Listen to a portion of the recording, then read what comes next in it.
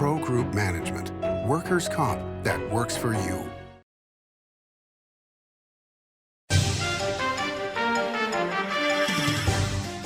Welcome to Nevada Newsmakers, coming to you from the Ahern Hotel. On the broadcast today, John Entsminger. He is the general manager of the Southern Nevada Water Authority, here for the whole show on an all-new Nevada Newsmakers.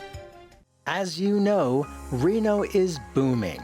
Toll's development company is helping it grow with insightful design and development, building community with every project, adding beauty, adding excitement, emphasizing our shared humanity. Reno is becoming bigger. Toll's development is helping it become better, more livable, more enjoyable. To learn more, go to tollsdevelopment.com. tollsdevelopment.com. Story County is leading Nevada. Home of the Tahoe Reno Industrial Center, Google, Tesla, Panasonic, and other world-leading companies. Story County provides thousands of tech, advanced manufacturing, and logistics careers for Nevadans. We're diversifying and driving Nevada's economy and generating millions in tax revenue and billions in economic activity across northern Nevada. Story County is leading Nevada's future. Retail's impact on Nevada's economy? Enormous. 8,600 businesses, large and small, employing 145,000 workers. And last fiscal year, retail paid tax on nearly $60 billion in sales. We're the Retail Association of Nevada. We support retail, we help it grow, and we mean business. RANNV.org.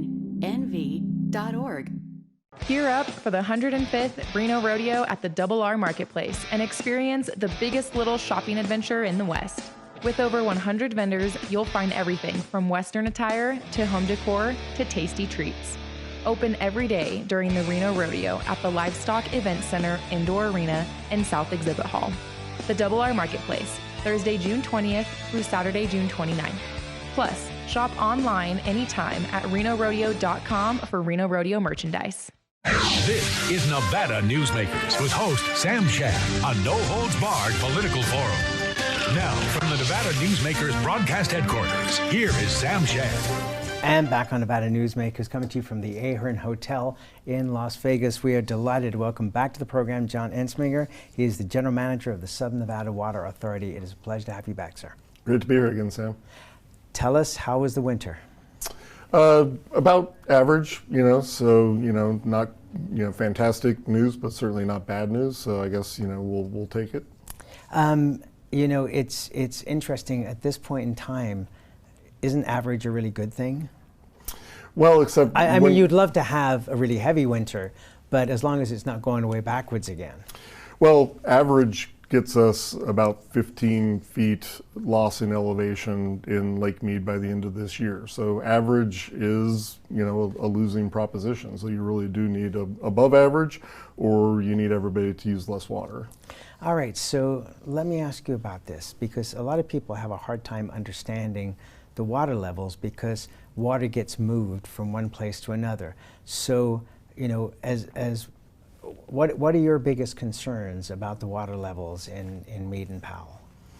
Probably just the total combined contents, because at a macro level at least, it doesn't really matter which reservoir the water is in. It matters how much total water you have between the two reservoirs and in the entire system. So I think you look at, across 7 states, how much water do you have in all the reservoirs, and then what are the depletions? How much water is everybody using? And if the depletions are exceeding your storage, it's like overspending your bank account, right? You're going to run out of money. Between the upper basin and the lower basin, you have still tremendous growth. How is this going to affect you? Because, and was this something that was, say, in your projections 10 years ago? Well, certainly we do a 50-year resource plan every year. We use the population projections from the Center for Business and Economic Research at UNLV to show where our population is going to be. So we're not surprised by the increase in population. but we have been doing tremendously in being able to grow actually with a negative water footprint. Right, since which is amazing. Since 2020 alone, just in the last 4 years and 4 months, we've had over 60,000 new connections in this valley. So one connection can be a single family home, one connection can be the new Durango station.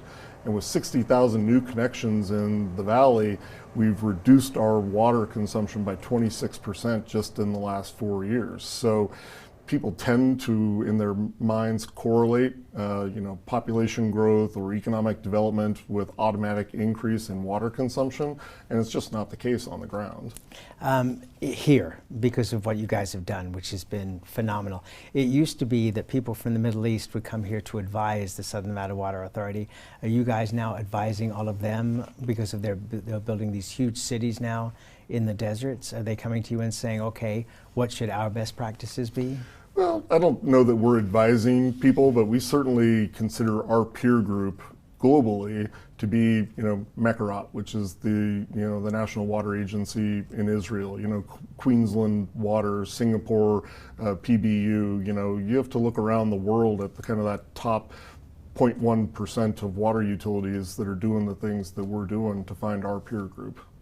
Why? Okay, I just got back from Singapore. And I got in a deluge that was one of the heaviest rainfalls I've ever encountered. Thankfully, it was 90 degrees at the time. They have water shortages there? Tremendous water shortages because they don't have you get a lot of precipitation all at once. They don't have a ton of storage, and they actually rely upon bringing water from the mainland, which is precipitous in itself. So yeah, they have big water challenges in Singapore. You would never have been able to convince me during that particular rainstorm. It was amazing. Let's talk about the population of the valley here. At one point it was talked about that the population of the valley was going to be around 3 million. What's your estimate now? Yeah, well, we're still seeing that. The current estimates from the state demographer, from UNLV's Center for Business and Economic Research, are in the next 50 years we'll hit 3.6, 3.7 million residents. And historically, those projections have been a little bit low. Okay, and so yes, so that's still 500,000 more than we were talking about 10 or 15 years ago. You're obviously going to see growth because of what's going to happen in Ivanpah. We've talked about this in the past, that you were accommodating the growth from Apex all the way down to Jean, and so I presume that Ivanpah was part of that. What do you anticipate the population being when you've got 5,000 to 6,000 acres for the airport itself, and then another 17,000 acres that'll be the surrounding community, which I presume will start out as hotels? I'm thinking, and tell me if I'm wrong, that it'll be like Denver, where the airport moved way out of town, but then the community has grown up around that. But it starts out with accommodations for the travelers first, but then you need housing for the workers, et cetera, right? Yeah, I would certainly think, when the supplemental airport comes online, there will be, a substantial amount of acreage that will ultimately be developed. But from a water footprint perspective, the critical thing is if we run a water line out to Ivanpah, the wastewater line has to come back the other way, right? And if you don't allow grass, if you mandate mechanical cooling instead of evaporative cooling, you can make that entire expansion of the community essentially a zero water footprint as long as the wastewater comes back the other way. So again, the number of people, the number of acreage developed isn't the driving factor in water consumption. It's what you allow the water to be used for that will ultimately determine how much water you deplete from the Colorado River system. Is there anybody else on the planet that's doing this the way you are? Because what you just said is unbelievable. It's true, but it's unbelievable what SNWA has accomplished. And now you're looking, and these are not short distances, but you would be able to recapture 99% of the water? Well, it's just like the water that's used here in the valley. I tell people all the time, you can turn on every faucet, every shower head, and every hotel room on the Las Vegas Strip and leave them running 24 hours a day, 365 days a year, and we won't deplete any more water from the Colorado River because all of that water goes down a drain, goes to a water treatment plant, goes down the Las Vegas Wash, goes back into Lake Mead, and we take it back out. It's a closed loop. So as long as your expansion into Apex, your expansion to Ivanpah, your building of West Henderson, as long as all of those things are built on that same closed loop concept, you can continue to develop without using substantially more water. Okay, so as you see growth at Apex, for example, you're going to have potentially a need for gray water. You know, in northern Nevada, as I know you know, they've taken the Truckee Meadows water treatment plant and they've put in a gray water line up to the Tahoe Reno Industrial Center. Do you have a need for that with your water treatment, or can you just continue to grow as you're growing? Well, we're currently building, the Southern Nevada Water Authority is building a water line out to Apex. We're also building a wastewater line back from Apex to hook in to North Las Vegas's wastewater treatment facility. So unlike Northern Nevada, we're not using the gray water, the wastewater. We're using potable water for the industrial purposes and for the expansion, but every toilet that's flushed, every industrial process that puts water into a sewer system, that's going to wind up at North Las Vegas's sewer facility, and again, make it back into Lake Mead. Okay, and is there a need in the coming years for an expansion of that facility? Because I know that in the north, that's a big concern because it's going to be a huge number when they have to do that. Yeah, I don't believe so. North Las Vegas built a very, very big water treatment facility here in the last 20 years or so, and I believe it has the necessary capacity to take that water from Apex. All right, let's talk about the Horizon lateral backbone. So you've got one pipeline already that goes into Henderson, if I'm correct, and feeds that portion of the valley, but you need to have a backup, and that's what you're working on now? Yeah, so just to put this in context, coming out of Lake Mead, the water gets treated, and then we have, 3 major laterals that go across the valley. And these, by lateral, I mean a 12-foot diameter pipeline that's underground. It's huge. And you have one that goes up to North Las Vegas and across the northern part of the valley. You have Pittman that goes down towards the Las Vegas Strip, and then you have the South Valley lateral that goes through Henderson, but then also is serving say Southern Highlands, the unincorporated part of Clark County in the southwestern portion of the valley. The South Valley lateral is the only one without any redundancy.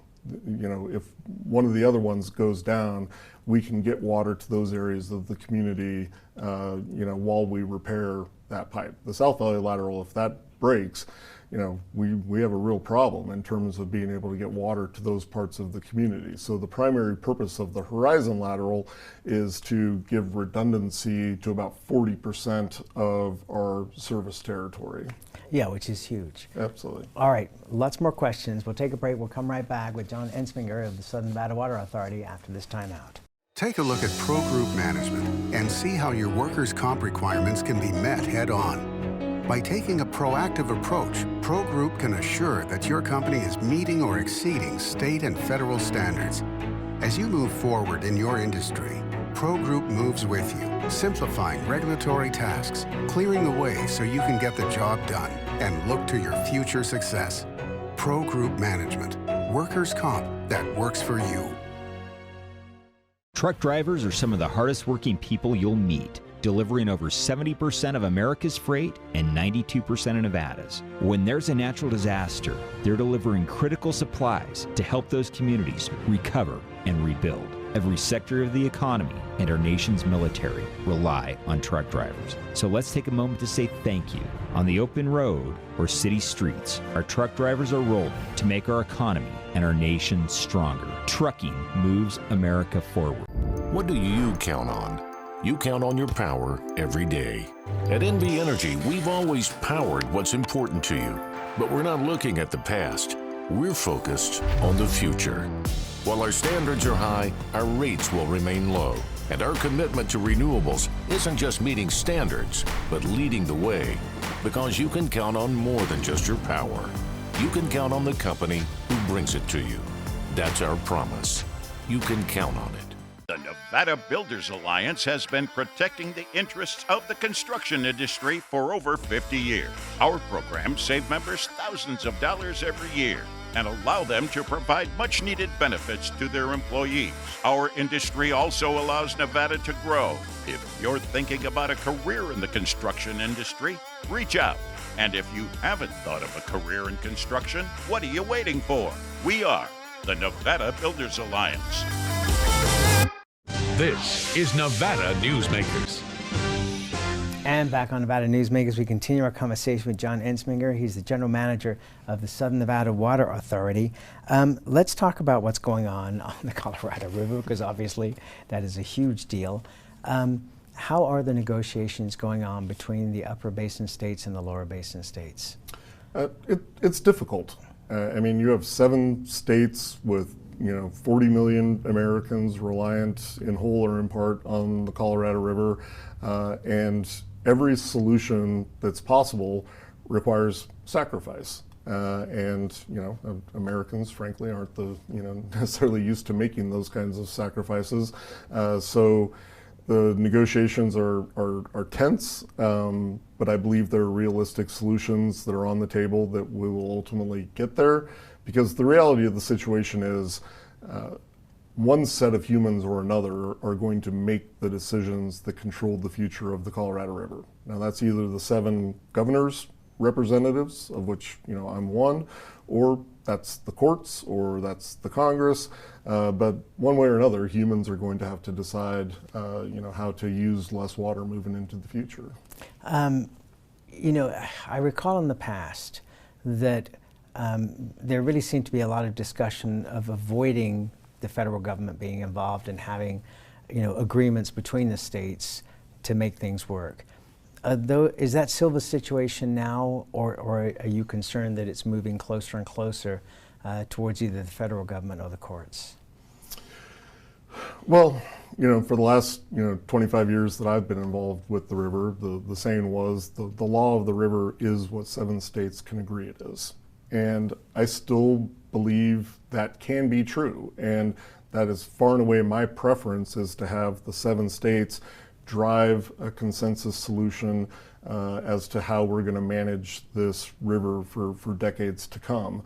But I do think some of the incentives probably have changed a bit, where some users in some states feel like it would be politically easier if a court mandated them to do something than it is for them to make that decision themselves and then go face their water users. One of the things that's always crazy is that going back, to the 1800s, they created water laws based on water that didn't exist. I always remember reading about the Reese River Valley in central Nevada, where they were selling waterfront property, which of course only occurred, for 2 inches a year, probably for maybe 2 weeks at a time. We still have, an over-allotment of water that doesn't exist, don't we? Absolutely. The Colorado River is over-appropriated. I think the simplest way to understand an extremely complex situation is we have, 18th century water laws, right? We have 20th century infrastructure, and we have 21st century climate, and none of those things fit together. So it's up to a set of imperfect humans to come up with a solution that basically requires everybody across 7 states to use less water and do it in a cooperative manner, which is a very difficult situation. Right, but at the same time, you have massive growth in southern Utah, for example. Arizona doesn't look like it's slowing down growth, and the upper basin states have similar situations because people want to get away from the east and the bad weather. Well, I think if you look at southern Utah, they've actually adopted a lot of the same conservation initiatives that we've put in place here in Las Vegas. And if you look at Nevada, Arizona, California combined, 2023 was the lowest water usage by those 3 states in 30 years. So we are making progress. It's simply a question of are we moving fast enough? Did federal funding make a big difference in that? It certainly helped, but I think a lot of the programs that resulted in those savings were already moving forward, before the federal funding became available.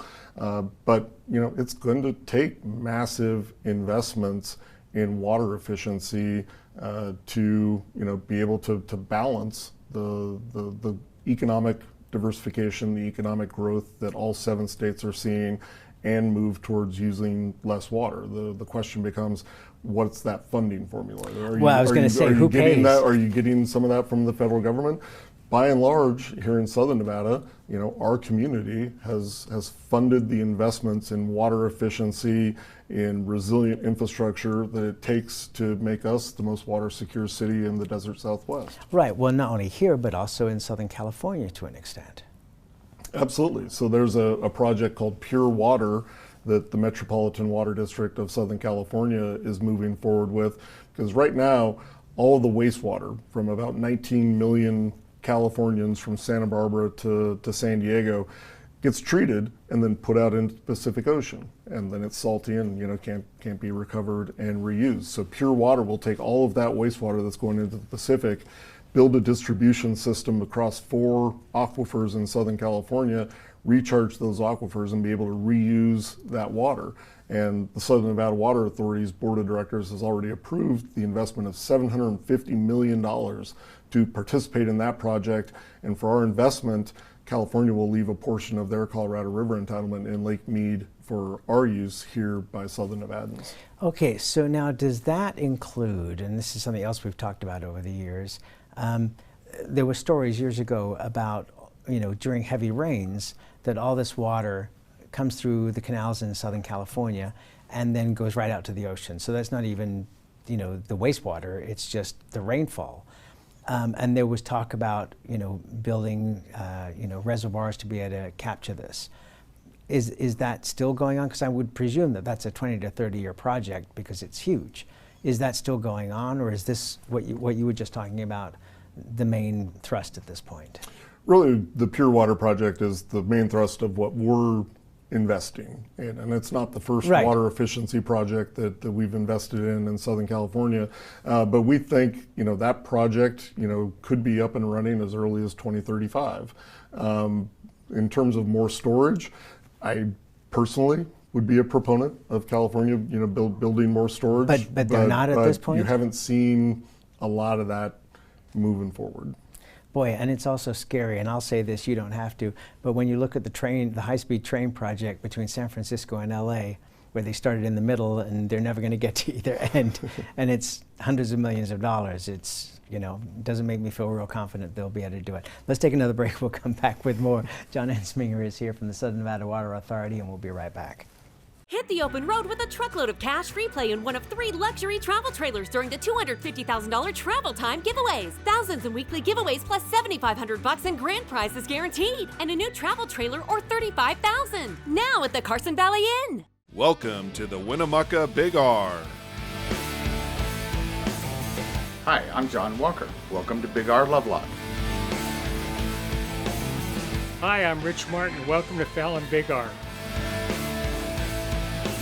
My name is Braden. Welcome to Big R Fernley. Hi, I'm Kelly. Welcome to Big R Sparks.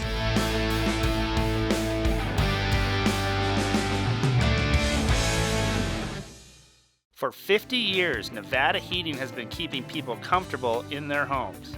At Nevada Heating, call the do-it-right guys and get the air conditioning back on today. That's the Nevada Heating way.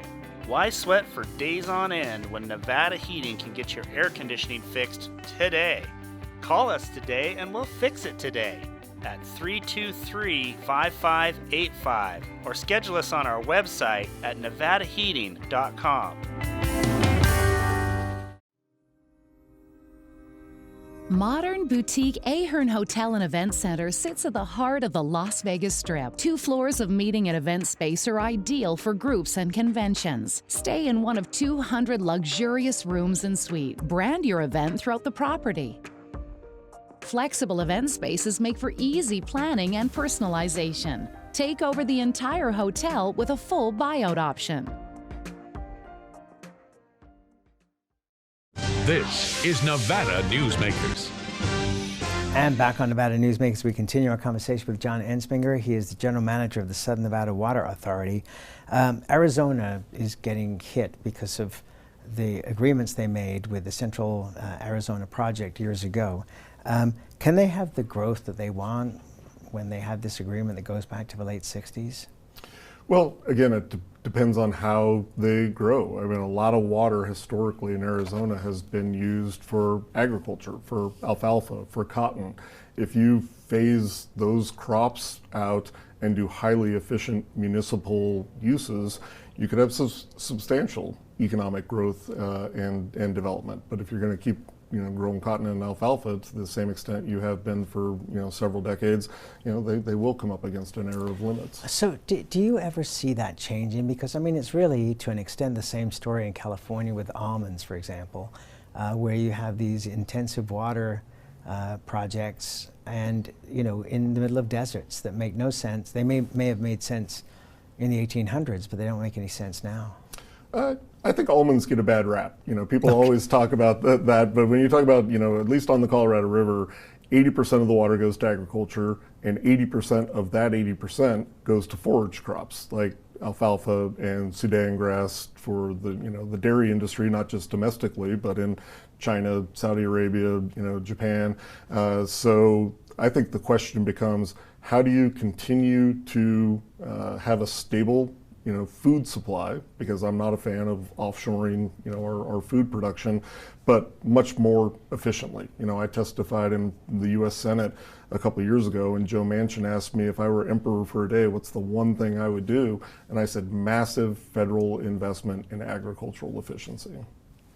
Not getting rid of it, but to buy farmers out, but to just make it more efficient. Absolutely, and we've seen projects where you can grow alfalfa with drip irrigation instead of center pivot or flood irrigation, and it works, but it takes a tremendous amount of investment on the ground to replicate the food production with really efficient irrigation practices. And that's where we have to leave it. I thank you so much for doing this. I know how busy you are. I appreciate you being here. Absolutely. Thanks, Sam. Thank you, and we'll be right back. Imagine a magical garden that feeds Carson City's hungry and homeless, teaches our high school students agriculture, creates hanging floral displays to beautify downtown, and yet charges nothing. It's not magic. It's the Greenhouse Project. It's real, it's growing, and it needs your help. Go online to carsоncitygreenhouse.org so together we can grow it forward.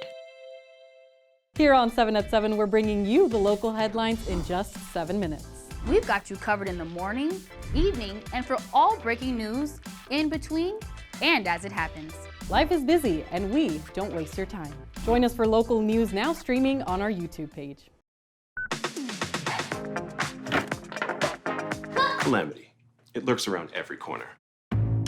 Or not. That's why UMC Quick Care is around every corner, with locations around the valley. UMC Quick Care, for all your small calamities. Thanks for watching Nevada Newsmakers coming to you from the Ahern Hotel in Las Vegas. We'll see you.